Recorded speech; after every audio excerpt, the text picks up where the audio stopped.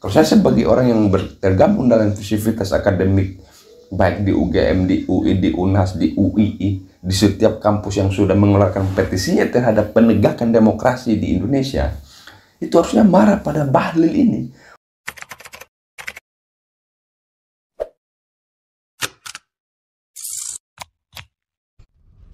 Dalam waktu yang sama, dalam setiap demokrasi yang ada di bangsa Indonesia, selalu saja anak satu ini muncul untuk membela rezim Jokowi JK. Saat kampus menyuarakan demokrasi, saat kampus menyuruh Jokowi dan seluruh rezimnya untuk menegakkan demokrasi dan hukum, Bahlil malah mengatakan bahwa pihak kampus dibayar, bahwa pergerakan pihak kampus itu dipolitik, bahwa pergerakan pihak kampus itu by pesanan, bahwa gerakan dari kampus itu by titipan. Saya tidak menemukan adanya satu fakta bahwa Bahlil ini memang punya rekam jejak membangun demokrasi yang baik di bangsa Indonesia ini.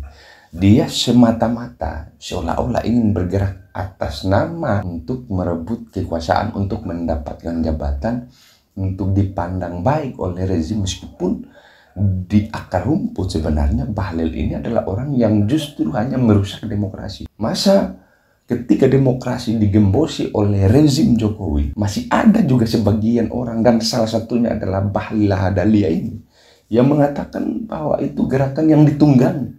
Jadi saya juga menyarankan kepada masing-masing kampus yang ada di bangsa Indonesia ini, yang kemarin sudah petisi kepada Presiden Joko Widodo untuk menegakkan demokrasi dan tidak mengambil bagian dalam memenangkan salah satu pilpres ini, dalam salah satu kandidat calon presiden 2024 ini. Sehingga kampus itu wajar saja, karena dalam civitas akademik itu mereka tidak dalam posisi ditunggangi oleh salah satu pasangan calon. Masa kita mau, misalnya kita berpikir secara rasional, masa mereka berbicara untuk menggembosi salah satu untuk mengikuti demokrasi, tapi dalam penilaian Bahlil, mereka justru ditunggangi oleh salah satu kandidat calon presiden. Masa iya Anies memberikan satu tunggangan politik kepada pihak kampus untuk menyuruh rektor-rektor misalkan, untuk menyuruh civitas akademik misalkan di dalam kampus-kampus? Itu kan hal yang mustahil.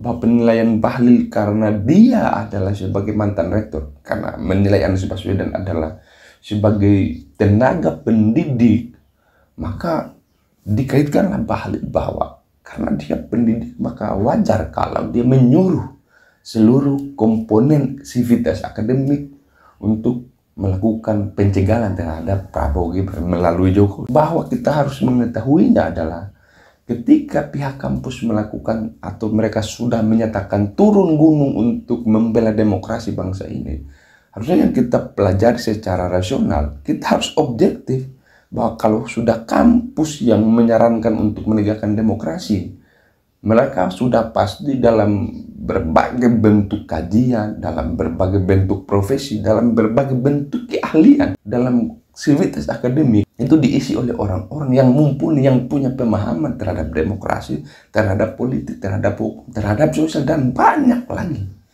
Sehingga adalah sebagai satu tendensius yang sangat tidak berdasar yang ditudingkan oleh Pak Bahlil ini kepada pihak kampus. Seharusnya pihak kampus harus marah. Kalau saya sebagai orang yang tergabung dalam aktivitas akademik, baik di UGM, di UI, di UNAS, di UII, di setiap kampus yang sudah mengeluarkan petisinya terhadap penegakan demokrasi di Indonesia, itu harusnya marah pada Bahlil ini. Oleh karena mereka dituduh ditunggangi setiap apa yang menjadi gerakan kampus.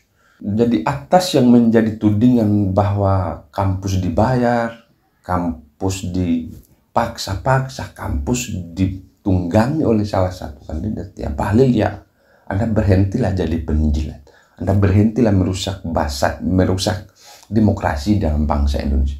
Anda itu dalam setiap pertemuan mengaku sebagai aktivis, mengaku sebagai orang yang menjadi pegiat jalan, tapi pada Pilpres 2024 ini Anda menunjukkan betapa Anda menjilat sejilat-jilat.